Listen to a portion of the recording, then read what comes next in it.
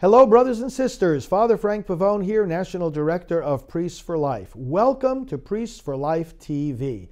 Thank you for taking the time to watch because you're about to see another broadcast segment on this brand new internet pro-life television channel. We are going to bring you quality programming from the present as well as from the past. Live events, pre-taped events. You'll see homilies, you'll see interviews, you'll see talks at various pro-life gatherings, prayer vigils, commercials, music videos, a whole combination of inspirational and instructional material that we've put together over the years and that our team continues to put together. So I hope that you'll enjoy this broadcast segment that's about to begin and share it with others. Tell other people about Priests for Life TV. And share these videos with them so that they too can find the strength and the knowledge they need to be part of the pro-life movement. Enjoy now these broadcasts of Priests for Life TV.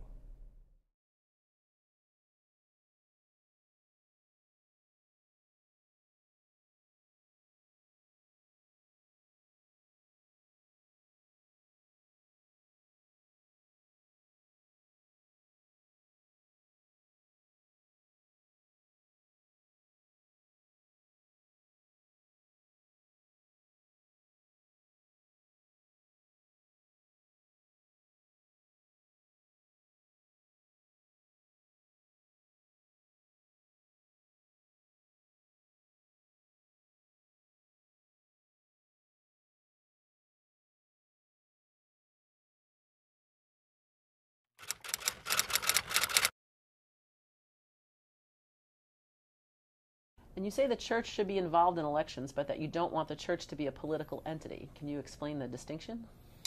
A political party and a political campaign, and these are not in and of themselves bad things. These are tools for us to govern ourselves, and people should be involved in campaigns and in political parties. But they are trying to elect that person of their choice or that group of people. And so their message to the people is elect this man, elect this woman, and they will go after whatever reasons they can to get people to vote for those individuals. Depending on whatever audience it is, they'll invoke the reasons that might get them to vote. Ultimately, they don't care if there's a reason.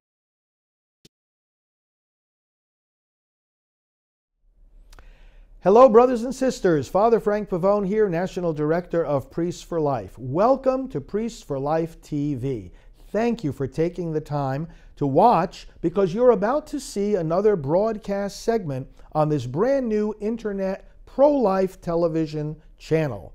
We are going to bring you quality programming from the present as well as from the past. Live events, pre-taped events. You'll see homilies, you'll see interviews, you'll see talks at various pro-life gatherings, prayer vigils, commercials, music videos, a whole combination of inspirational and instructional material that we've put together over the years and that our team continues to put together. So I hope that you'll enjoy this broadcast segment that's about to begin and share it with others. Tell other people about Priests for Life TV. And share these videos with them so that they too can find the strength and the knowledge they need to be part of the pro-life movement. Enjoy now these broadcasts of Priests for Life TV.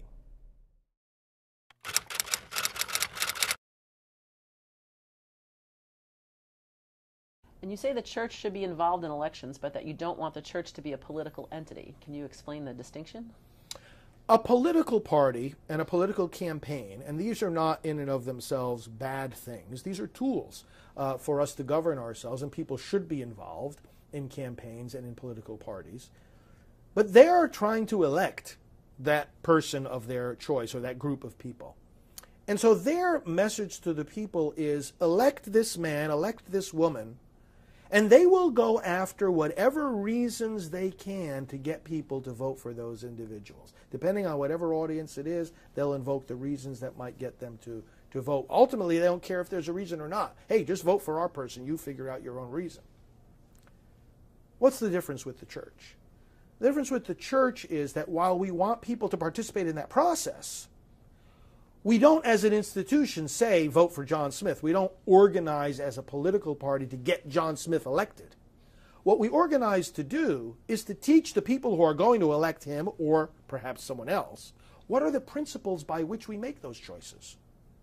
So, for example, if the first purpose of government is the protection of life, if it is, as we have already seen, and as I lay out in the book, the protection of rights that God has given us and government must protect, well then, we have to take that into account when we make our voting choice. Does this candidate believe that we have a right to life that the government cannot interfere with? So the church is to be fostering the political process, yes, talking about the issues that matter, talking about the responsibility to vote, guiding people even in terms of informing them of the positions of the candidates, but stopping short of actually endorsing them. Because when the church teaches the principles, unlike a political party or a political campaign who's going to say, we want you to vote for John Smith, the church is going to let the people come to their conclusion. The church is simply going to say, when you make your decision, keep these principles in mind. You assert various times in the book that the Catholic Church is on a collision course with herself. What do you mean? The church is, in various ways, on a collision course with herself.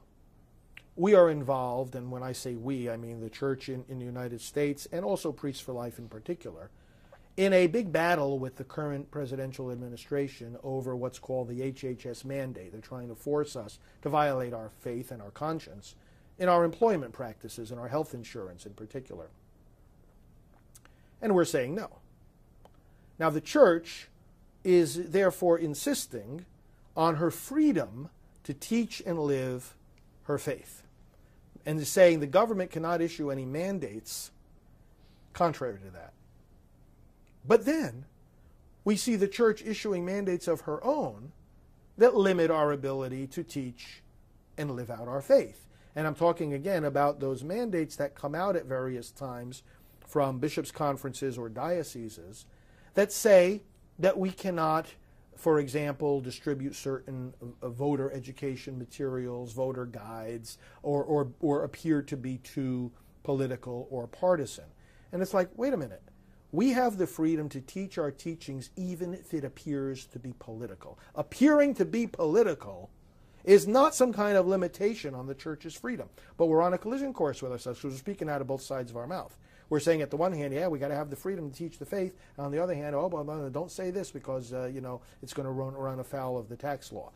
There's other forms of collision course here related to this. The documents of the church, the popes, the bishops, have been very, very clear about the importance to engage the political process. We have an obligation to do that. And then, yet, on the other hand, very often on the local level, again, there are all kinds of restrictions placed on what we can do and what we should do and what we can say and what we can't say. Can't have it both ways. Either going to be engaged in the process, which means you're going to say and do certain things regarding the election, or you're not going to be engaged. And likewise with collaboration. The church's documents talk about the collaboration of everybody within the church, clergy and laity and all kinds of organizations all working together to inform one another and to get a common task done. But then when we start looking at these fears about violating the tax law, we see the opposite of collaboration. We see churches and dioceses saying, well, no, don't accept any political material from any other groups, no voter information from any other groups. As a matter of fact, if they come to bring it to your church, throw it in the garbage. They literally say this in writing, throw it in the garbage. That's not the kind of collaboration that the church's own documents call for, and that our understanding of everyone's call by God himself to participate in this mission of building a better society requires. And so this is a multifaceted collision course, and we've got to decide which side of the fence we're going to be on as a church. Now, having said that, I would say, you know what? The church has already decided it. It's there in the documents. It's there in the teachings. So let's cast off these silly fears, and let's work together to get the job done. You quote various memos that have come out from Catholic dioceses at election time and that you say are particularly unhelpful. Can you give us an example? Yes, my book actually quotes from a lot of these memos. And what these are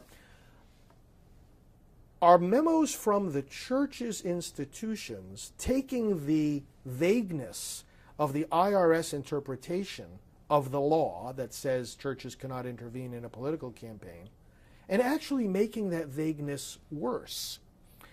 And the problem with these memos is that, again, there is a collision between what these memos say and what the church says in her official documents about the freedom we need to have to teach the faith, even in matters relating to politics. So let me give an example here. One diocesan memo says, to be careful and diligent about not promoting or discrediting any political party or candidate. Not promoting or discrediting. And in another such memo, it says, do not even appear to endorse or oppose particular candidates for public office or political parties. Now let's stop and think for a moment. The church's position is pro-life. The position of the Republican Party is pro-life. The position of the Democratic Party is pro-abortion. If I preach pro-life, am I going to appear to oppose the political party that is pro-abortion? Of course I am. How can I teach what the church teaches and not appear to oppose a political party that teaches the opposite? I don't know how we're supposed to carry this out. And then you have a memo that says this. Indeed, it is the church's right and obligation to make its teachings on moral ideas known. That's right, so far so good. But then it goes on to say, as long as these teachings do not run afoul of the rules on political activity. Now, I mean, this is absurd. In other words, Jesus Christ gave us the divine mandate to teach the truth to all nations, but because of a 1954 a tax code law that was put in there, don't break the rule about that. What does that have to do with the freedom of the church and as this memo itself acknowledges, her right and obligation? Why is it a right and obligation? Because it comes from Almighty God. So something's wrong here, and that's why these memos are just not helpful. Right. You describe in Abolishing Abortion how there needs to be a new, quote, opening of the windows of the church. What do you mean? You know, sometimes within the church we restrict ourselves far too much. And there is in our day very much a new climate of clericalism. And what we mean by clericalism, and it's not just a sin of the clergy, many of the laity fall into it as well, is this attitude that the clergy are to be given automatic deference. Just because we're clergy, anything we say goes. Well, that's not the teaching of the church. We have a specific role, a very special role. We are the ones primarily responsible for teaching the faith, and in a diocese, that primary responsibility is that of the bishop.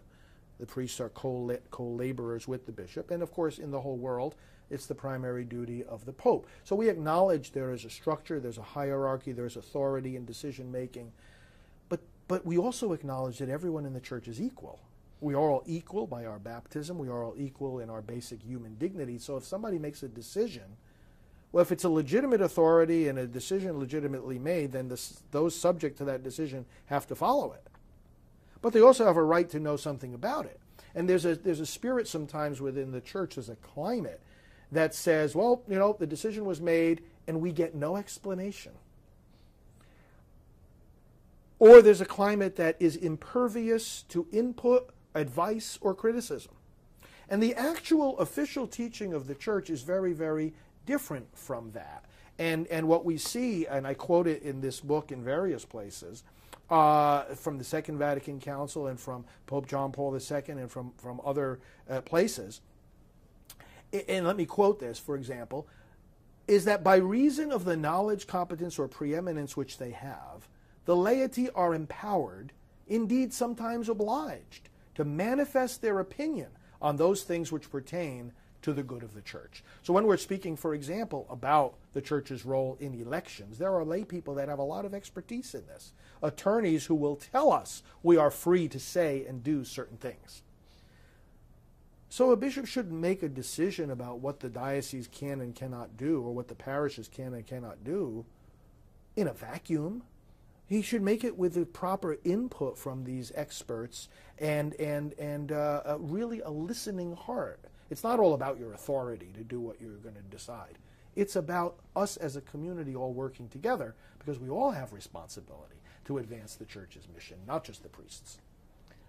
Your book articulates pro-life strategy and speaks about the need to increase the tension in our society about abortion. What does that mean, to increase the tension, and how is it accomplished?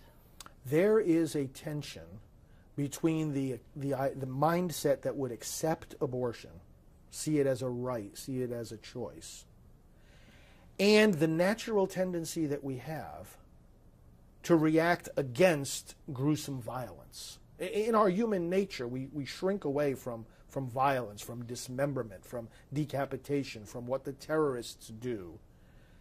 And if we look at abortion in the eye, we will shrink away from it. That's the tension. That on the one hand, you've got a good many people and institutions that are ideologically in the so-called pro-choice camp, and yet when the horror of abortion is revealed, that's a tension. People become very uncomfortable because they realize there's a contradiction here. How can I say it's a freedom of choice when I'm looking at the dismembered, broken body of a baby? And you see that tension is reflected when those in the ideological camp that favors abortion will not even look at or speak about what an abortion actually is. It leads to the strange contradiction that those who favor abortion, the last thing they want to talk about is abortion. So we in the pro-life camp, we need to force that tension. If it's going to make people uncomfortable, you know what? That's too bad, because this is the only way out of this disconnect and blind spot, as we were speaking earlier. It's the only way out, is to have that tension and to recognize that that tension is necessary to resolve this conflict in our society.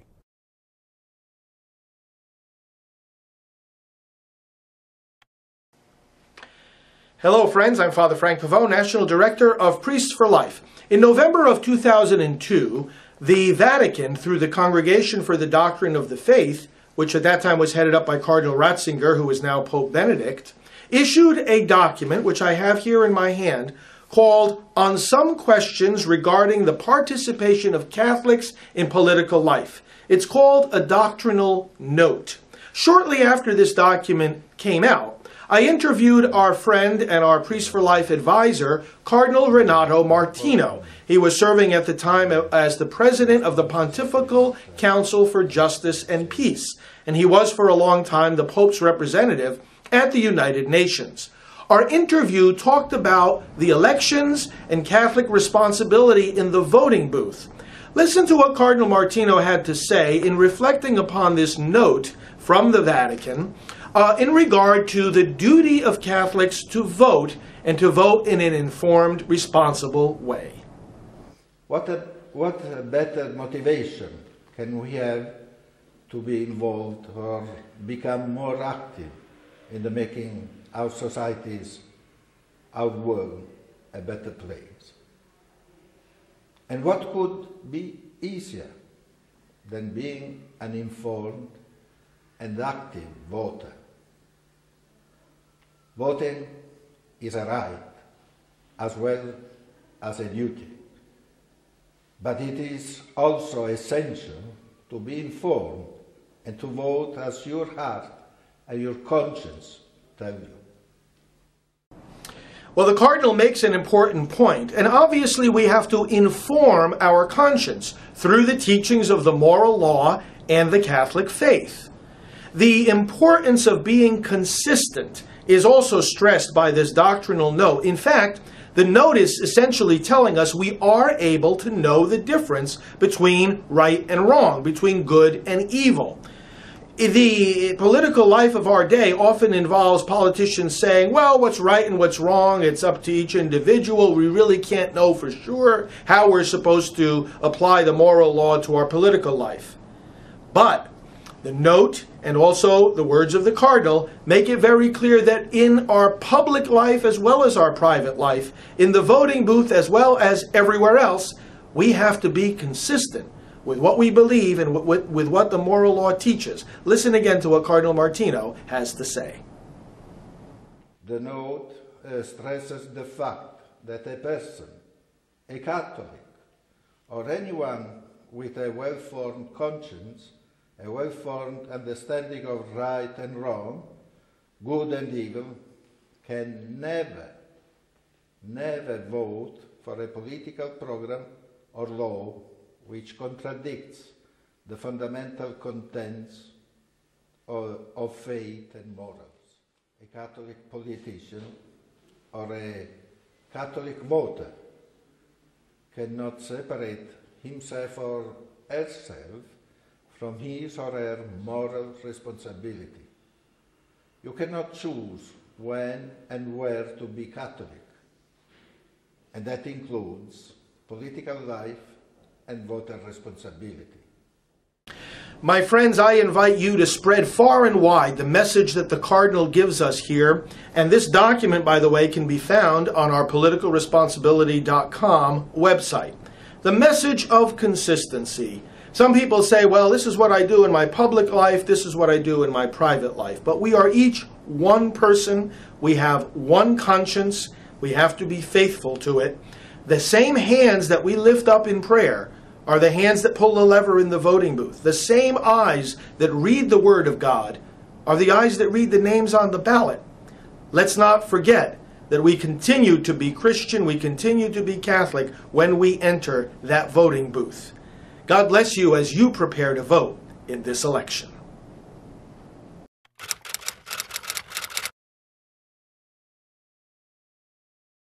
You say in the book that in a certain sense the abortion debate hasn't even begun in our country. What do you mean, and how do we begin the debate?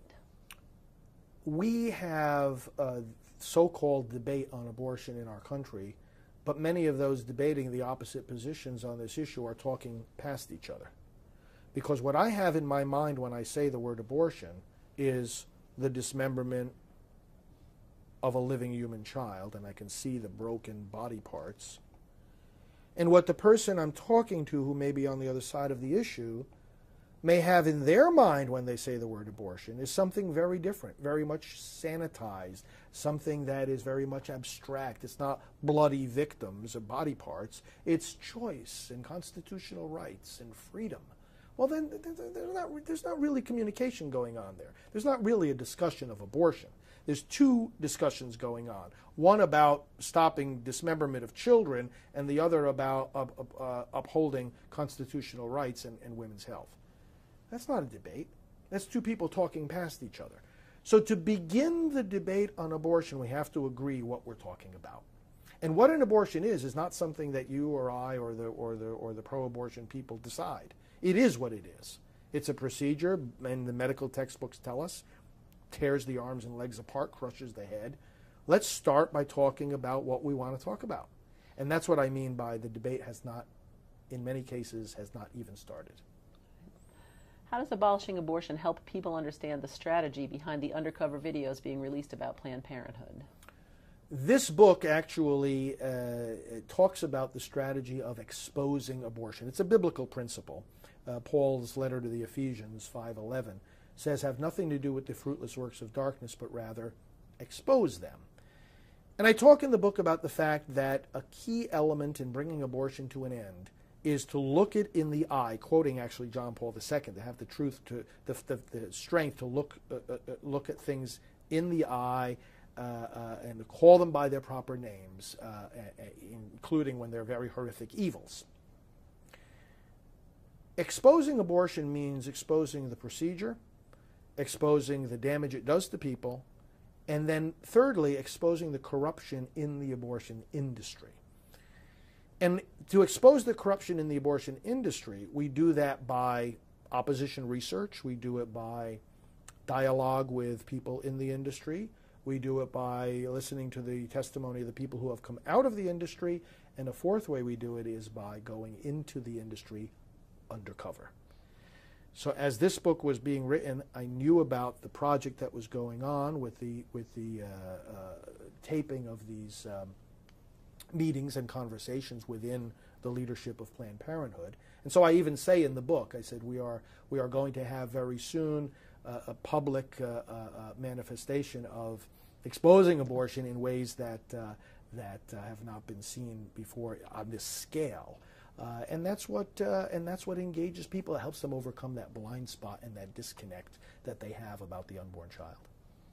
You speak about the need to reframe what the conflict over abortion is in our society. What do you mean by that? In abolishing abortion, I point out that we have to reframe what the conflict is over abortion, because a lot of people think that it's a conflict between a mother and her child. And a lot of people will feel naturally drawn to be on the side of the mother, especially if she's in distress and some kind of serious social problem. But that's not really what the conflict is. It's not between the rights of the mother and the rights of the child. It's between mother and father and baby and family on one side and a corrupt, unscrupulous, destructive abortion industry on the other side that is out for nothing but itself. Doesn't care about women, doesn't care about the babies, doesn't care about women's health. It is a bloodthirsty, money-hungry, out-of-control industry. And we know this. We know the abortion industry.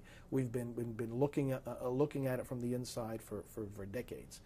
That's the conflict. And when we can frame laws as not, pro-life laws are not restricting the rights of women or reducing access to women's health, but rather protecting women and their families, their children, from this unscrupulous, destructive abortion industry, when we frame it that way, then people can understand what it is that we're doing. And they can understand how to reconcile their natural tendency to uphold freedom, choice, and women's rights with also their natural tendency to want to protect the vulnerable child. Those two are not in opposition. They don't need to be. They actually go together in the pro-life battle. Right. Well, you do write in the book about the corruption in the abortion industry, and you say that one cannot practice vice virtuously. Can you explain that a bit and tell how it impacts the fight against abortion? Each person has only one conscience, and if your conscience is blurred and broken enough that you can actually kill a living human baby, well, then you're going to be doing a lot of other wrong things as well.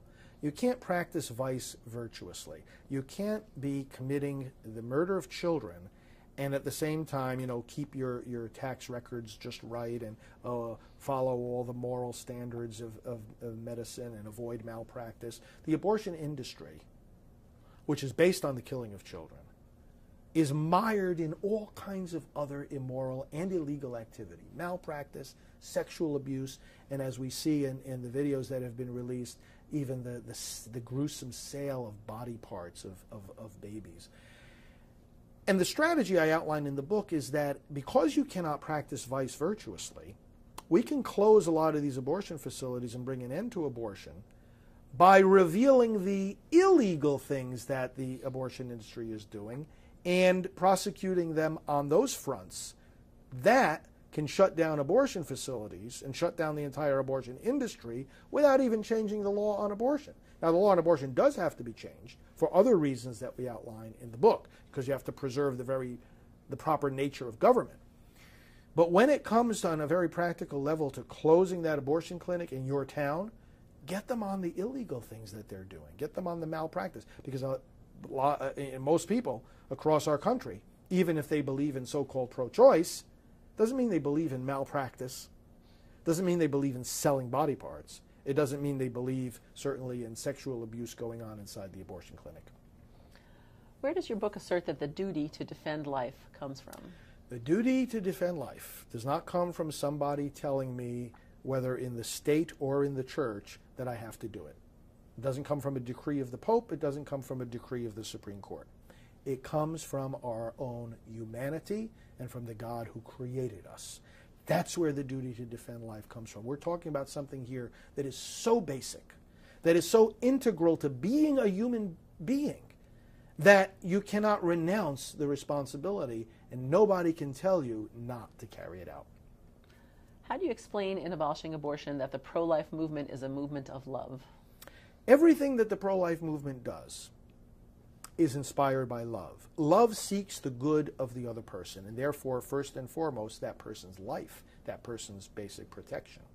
So it's love that inspires the effort to pass pro-life laws, It's love that inspires the effort to elect the public officials who will pass those laws. It's love that inspires counseling the pregnant mom who is afraid and alone. It's love that inspires consoling the person who has had an abortion so that they will not fall into the temptation of having another one. Love inspires not only that quiet, confidential, gentle counseling, it also inspires the protesting outside of a killing center. It's all a movement of love. We can't assign love as a motive to just one part of the pro-life movement. The whole movement itself is inspired by love, and it manifests the meaning of love. If it's not inspired by love, then it's nothing at all. But if it is, nothing can conquer it, because Scripture says love is more powerful than death and hell. And you tell pro-life activists that we are not just working for victory, but working from victory. Please explain that further. The victory of life has been won already. Jesus Christ has conquered death. So I tell pro-life activists, especially who are believers, as most are, all throughout the country, that we already have the victory. If life were not already victorious, we wouldn't be here. We wouldn't be the church. We couldn't call ourselves Christians. But we are, and we do, and therefore victory is our starting point. Christ is risen. Death has been conquered. And if the kingdom of death has been conquered, then abortion has been conquered. And that's where we start. And then we take that victory and we proclaim it. We teach the truth. We celebrate it. We serve it. We apply it to every sector of our society. And that's what the movement is all about. And that's why the movement needs to have confidence. We don't sit back and scratch our heads and wonder, how are we going to overcome the culture of death? How are we going to overcome Planned Parenthood? How are we going to overcome the Obama administration or these pro-abortion politicians? All their money, all their power, all their media, all their influence. No, we don't sit back thinking like that. We stand up and we say to the culture of death, you have no more authority here. You have no more place here. You have already been overcome, and in the name of the Christ who is already risen from the dead, we are going to proclaim that truth, celebrate it, serve it, and bring about a true culture of life. All right. And is there a website, and where can people get the book? The book is available at abolishingabortion.com, a website that will enable them to not only see in summary fashion the message of the book, but also to order it from various different sources, including from Priests for Life. And if they order it from Priests for Life, I'll be happy to personalize it, and people can make that request on our website, and I'll be happy to sign every copy. So I do hope all of our viewers get their own copy, and get a couple of other copies, too, that they can give to others as gifts. All right. Well, thank you very much. Thank you.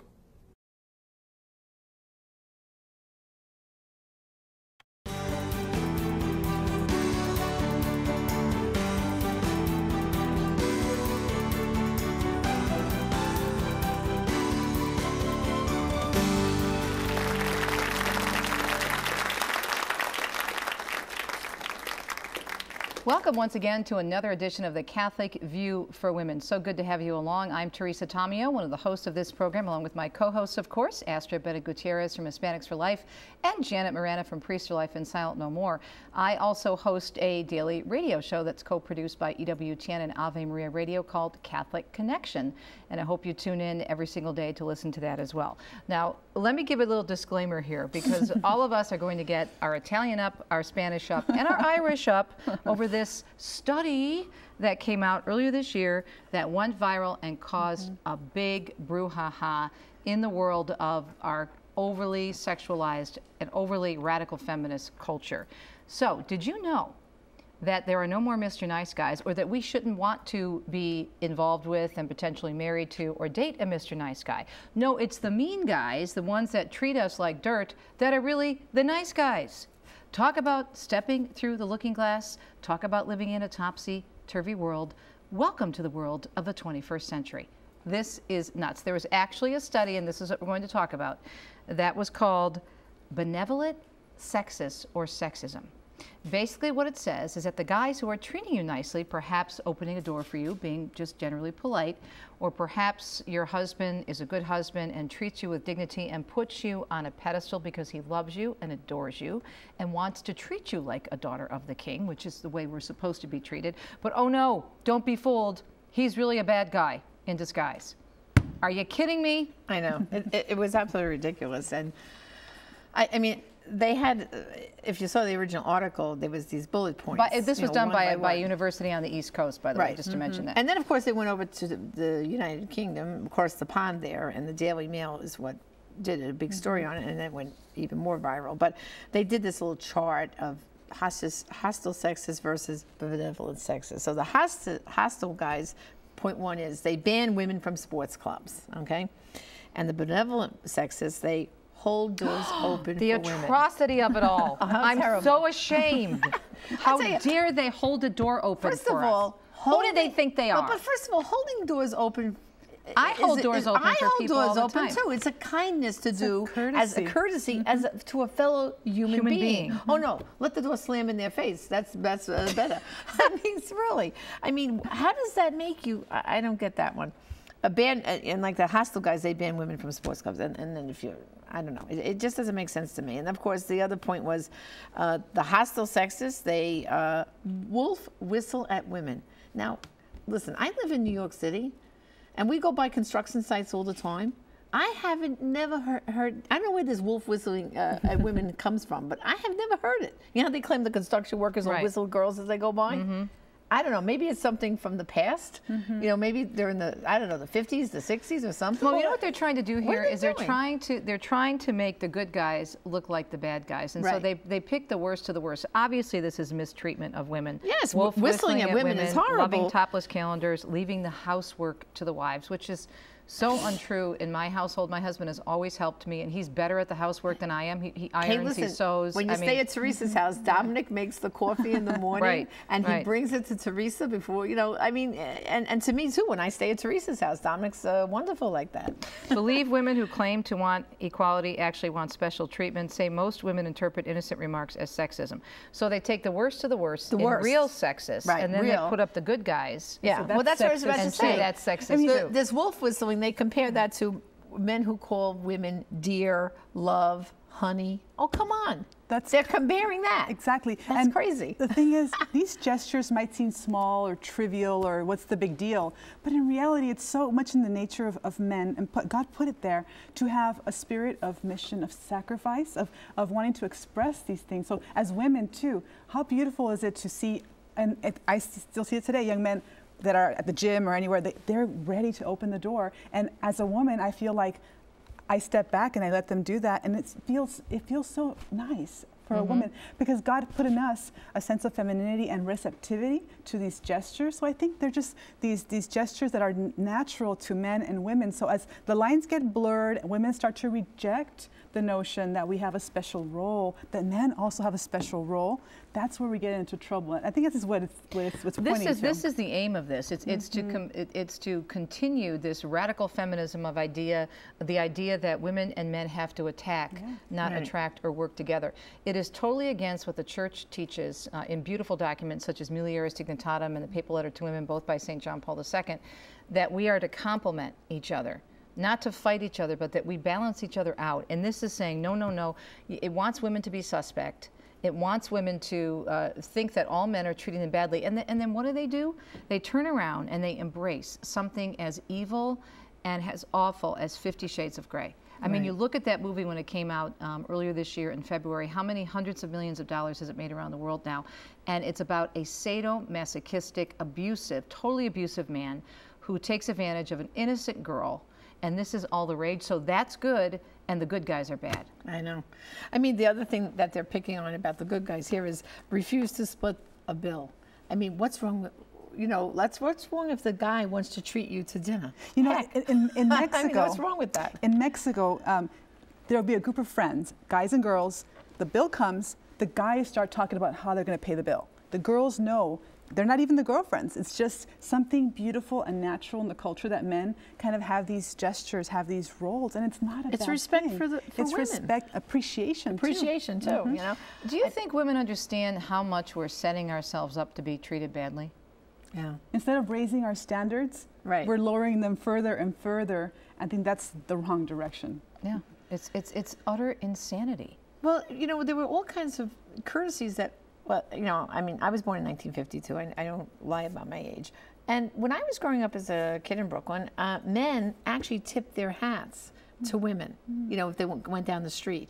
Holding doors was just automatic. I mean, you did not, but they would pull out a chair for a woman, like in the restaurant, pull out a chair. Give up your seat. Yeah, and then the other thing is, if a woman, say, you know, came into the room and everyone's sitting at a table, the men would get up and help her sit down and seat her, and then if she got up again, they would stand up out of respect. And reverence. Reverence. There was all these, I guess you would call them polite customs, but it was a way of life. Everybody did it, and it was beautiful. I mean, heck, I didn't like when doors started getting slammed in my face when I went to college in the 70s. And guys don't even know. They're so conscious of how bad this has gotten. I mean, we all travel a lot because we all speak and we all, you know, I'm out 3 or 4 times a month, as I'm sure you guys are. I love it when a guy says to me, can I please help you with your luggage? When I flew in to do this taping, not only in the overhead, but in the luggage compartment, and we come down here, we have all these different outfits and we have all this stuff that we have to bring. And I had a huge suitcase, and a gentleman said to me, can I help you with that? And I said, yes, please. Doesn't offend me. I'm like, thank you so much. I know, but especially I love when they want to help you to put it up in the overhead. I always have a laptop case, and I was like, can I help you with that? Or help you take it down? I thought you'd never ask. Yeah, like, And even in the cartoons, remember the cartoon characters, the girl and the boy and the girl, and you know, there's a puddle, and they put their jacket over the puddle so she can walk over it. These kind of things where it's natural, I think, for a man to want to express his appreciation, his love, in these ways that are even, I think, sacrificial, that really go out of their way. It's a natural thing. But then you think about how that kind of can also point to our resistance of accepting God in our life. I was just going to say that. Yeah. If you look at some of these points in the benevolent sexism, and by the way, we'll have a link to this ridiculous study so you can, you can look get your own blood pressure raised as high as you want. A couple of these things point directly or indirectly to Catholic teaching, and this is an attack on the church and the church teaching on dignity of women. Okay.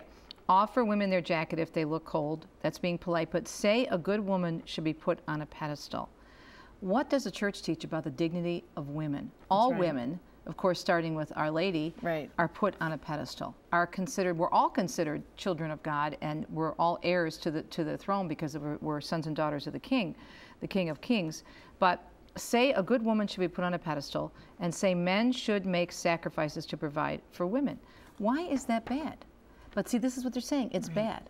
And when and I've been married almost 32 years now.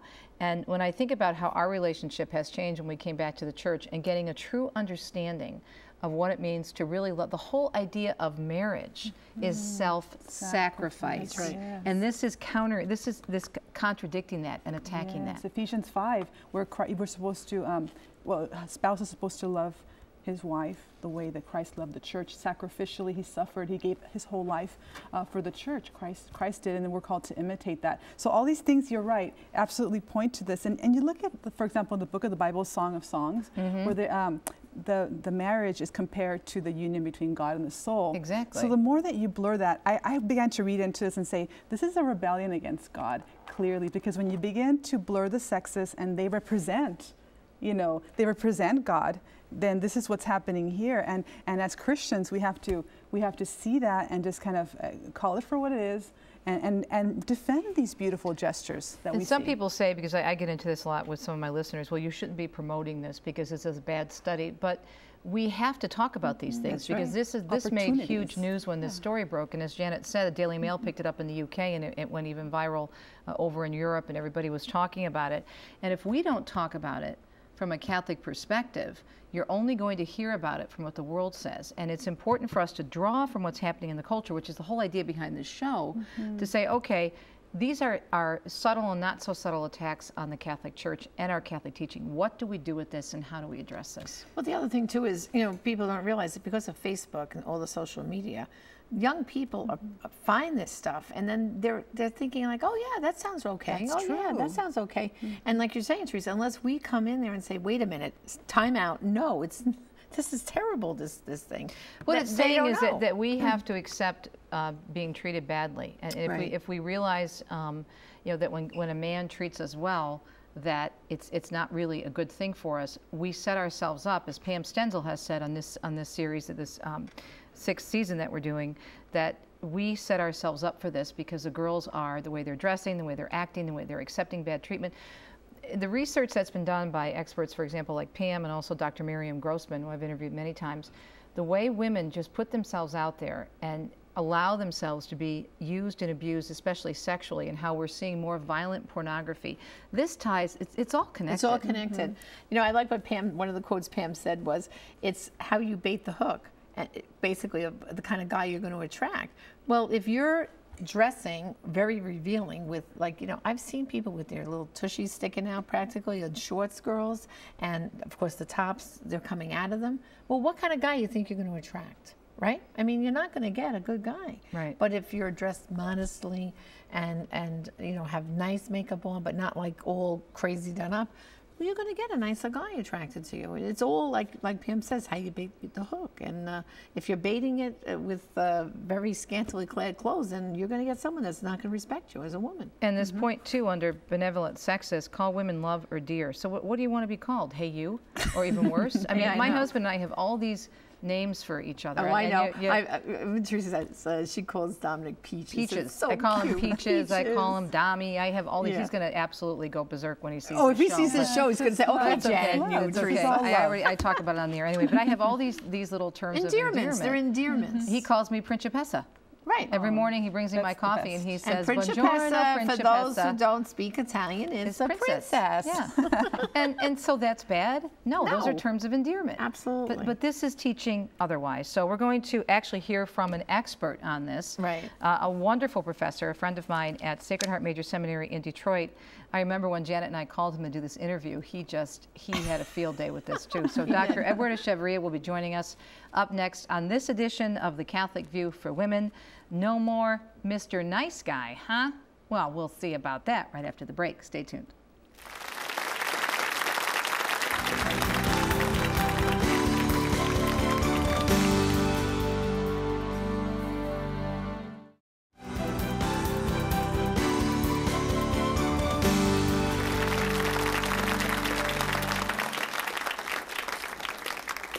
Welcome back to this episode of Catholic View for Women. I'm Teresa Tamio, along with Astrid Bennett Gutierrez and Janet Morana. And this episode, we're talking about this absolutely ridiculous study that became a huge story and that we all believe did a lot of damage, additional damage, to the relationship between men and women, the beautiful teaching on male-female complementarity. And we were mentioning before the break that we all believe that this is a direct attack on the Catholic Church. So we want you to be informed. We want you to be able to, when you see a story in the culture, to say, what does the church say about this? And to see all of these undertones where it's like boom, ba-boom, ba-boom, the church is getting attacked repeatedly. We're talking about this study, Benevolent Sexism, that basically says the good guys and nice guys that treat women with respect, for example, if they hold open the door or lift up a piece of luggage if you're on the plane, if they pay your bill at dinner, if they call you lovely names in your relationship, you know, dear or honey, that's all bad and we're supposed to be afraid of that. Really, what are we setting ourselves up with? Well, we did speak with a wonderful expert, as we mentioned before the break, Dr. Echevarria, to weigh in. He's a cultural commentator, but he is also a professor at Sacred Heart Major Seminary in the Archdiocese of Detroit. So let's take a listen to see what Dr. Echevarria has to say about this so-called study. Well, we don't understand that differences aren't always, they're not bad. The differences between men and women. I mean, people, what was that book years ago, you know, men are from Mars, women are from Venus, you know. The fact is, some of the differences between men and women are cultural. You know, when I grew up in a Mexican home, I didn't wash dishes till I was like 20 years old. There would have been no way my mother and my grandmother would not have allowed me to wash a dish, you know. But that's not because they thought they were, you know, a lesser sort of human being than the men in the house. You know, that was simply a culturally based thing. You know, that was the way that that was a woman. You know, her dealings were tied up with, you know, the kitchen. You know, sometimes I say to students, you know, the word economia, you know, it's a Greek word, it means administration, you know. So we used to, you know, women used to take courses in home economics. So economics there had nothing to do as such with only with finances. It was with the household administration. So the woman was in charge of the house. That was her domain. That was her responsibility. Now, of course, that's changed. There are things that historically men did that women now do, and vice versa. There are other things, of course, that are just differences that are fundamental to our humanity as men and fundamental to the humanity of women as women. And it seems to me that these are good things, and they're matters of complementarity. The kind of sex that men and women have is a reproductive type act. Even when I say reproductive type, that doesn't mean it always results in, of course it doesn't always result in conception, but it's the kind of act that's reproductive. And reproductive type sex acts are unitive acts such that the man and the woman become a single organism. What woman considers it oppressive if a man opens the door for her?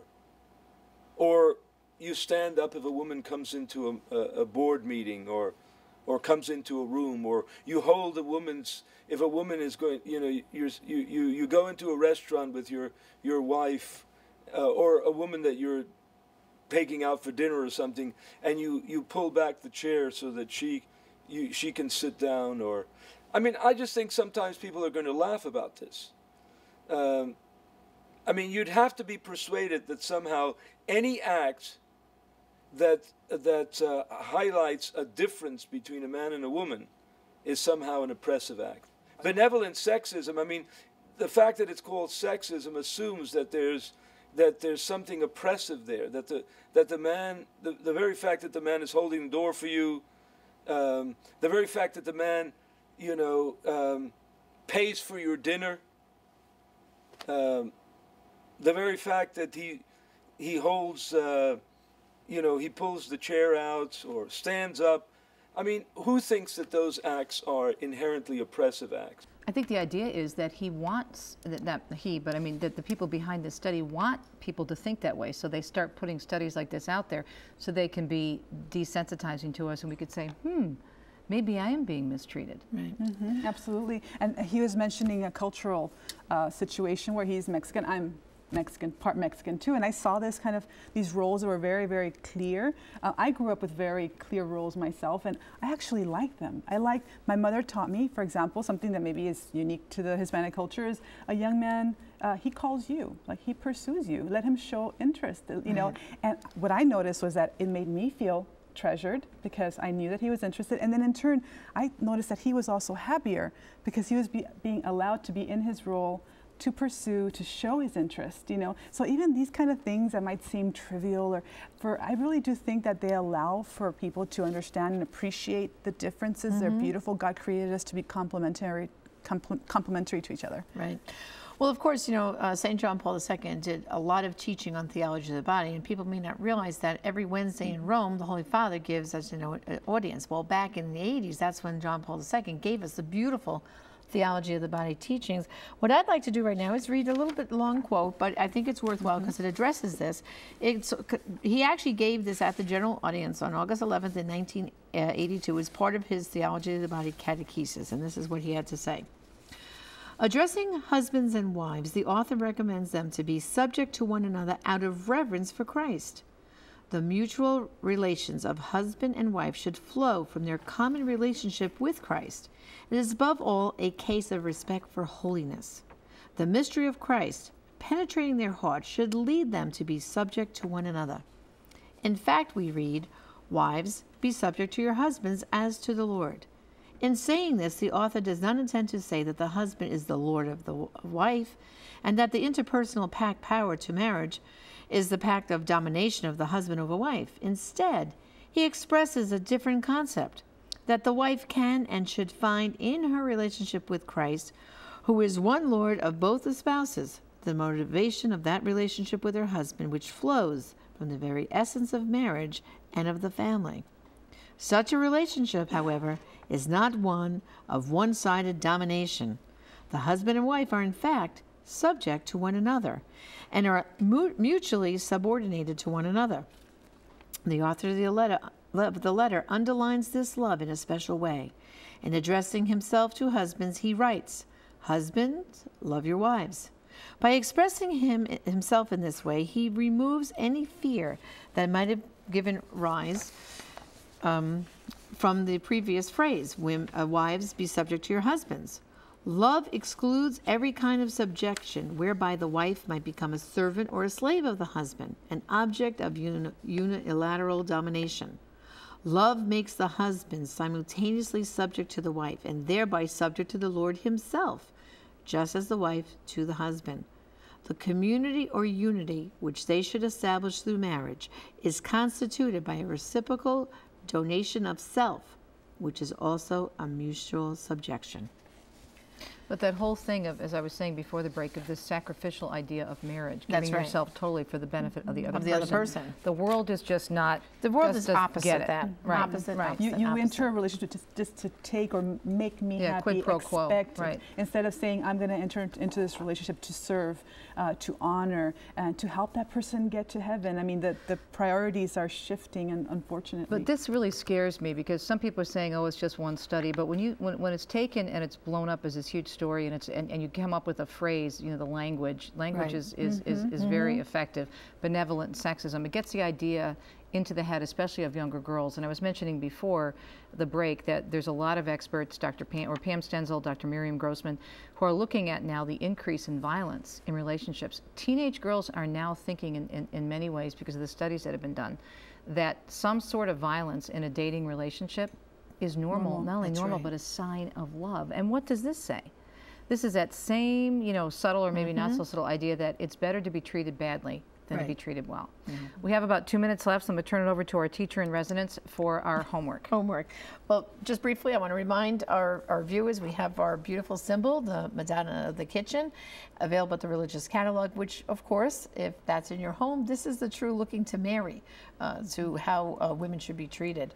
And of course, for homework, we want you to visit our website, The Catholic View for Women, to see the discussion and questions. Sign up for our monthly e-letter. Also, we want you to read St. John Paul II's papal letter to women and on the dignity and vocation of women, in which he describes true liberation for women. And of course, number 3, I read just a quote from that beautiful catechesis from August 11th, 1982 of the Theology of the Body. And just to read that whole catechesis from that audience is perfect. And of course, Teresa, your book, Extreme Makeover, has a lot of information in there. I have a whole chapter on Jesus, our greatest fan, our biggest liberator, on that. right. And there's also a relatively new magazine called Verily Magazine that we're going to be discussing in another episode of The Catholic View.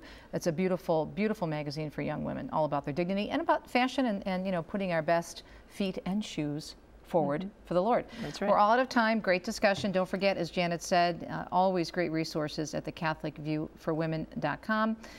For yours truly, Astrid Bennett Gutierrez and Janet Morana, I'm Teresa Tomeo, and we will see you next time on The Catholic View. And by the way, enjoy The Catholic View. Thanks for tuning in.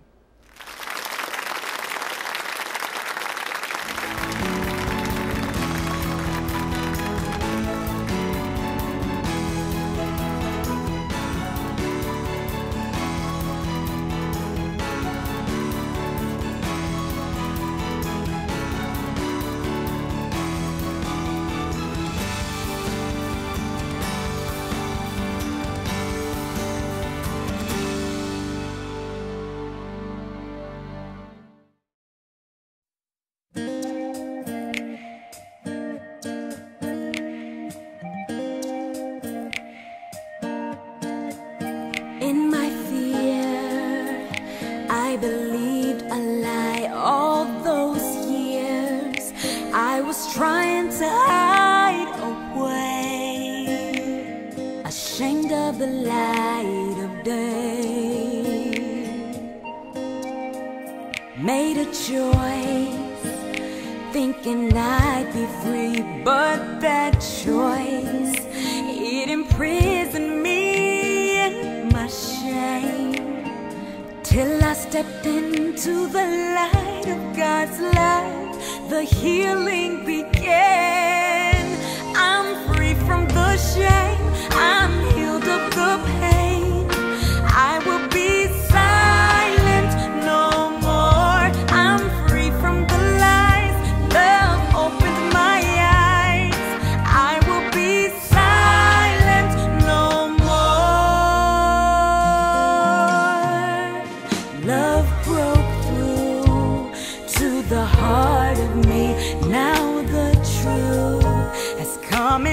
set me free from the past.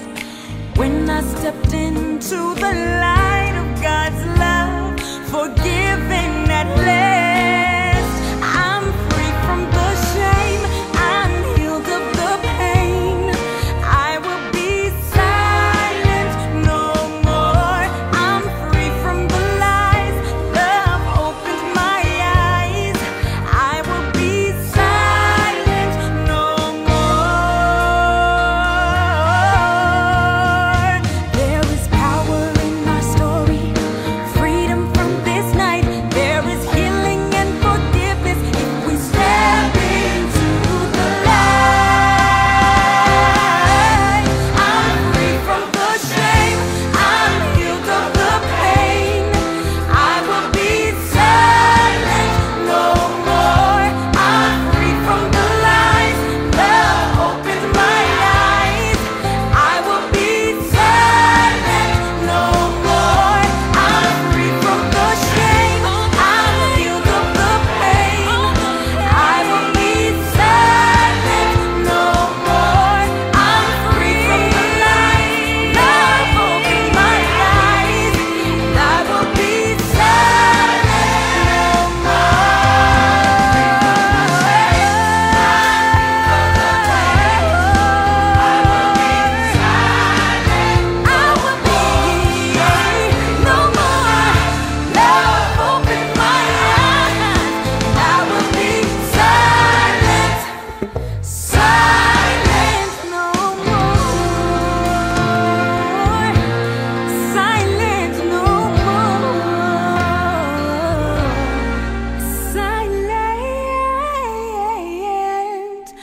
no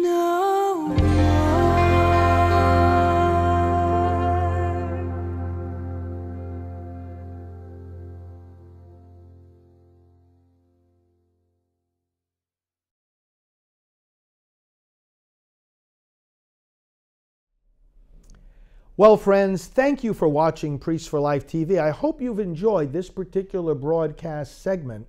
We will be increasing the length of time of these broadcast segments until eventually we're bringing you 24 hours a day of pro-life information and education. So please do spread the word about this new pro-life internet channel so that we can get as many others as possible to gain the knowledge and inspiration they need to be part of the battle to end abortion. Well, friends, in order to do this work, we do rely on you for our support. So can I please also ask that you send us a donation? Go to prolifedonation.org in order to give a gift to Priests for Life today so that we can continue to be out on the road, spreading the pro-life message, activating the churches, lobbying for pro-life legislation, electing pro-life candidates, closing abortion mills, and doing the work that we all need to do to protect these babies. prolifedonation.org. We rely entirely on your support. We don't get funding from the Vatican or from dioceses, but from people like you all over the country and around the world. Please make a donation today, because every bit of that gift will be used to spread this pro-life message and to save these babies. prolifedonation.org. Thank you, my friends, for your support. This is Father Frank Pavone of Priests for Life.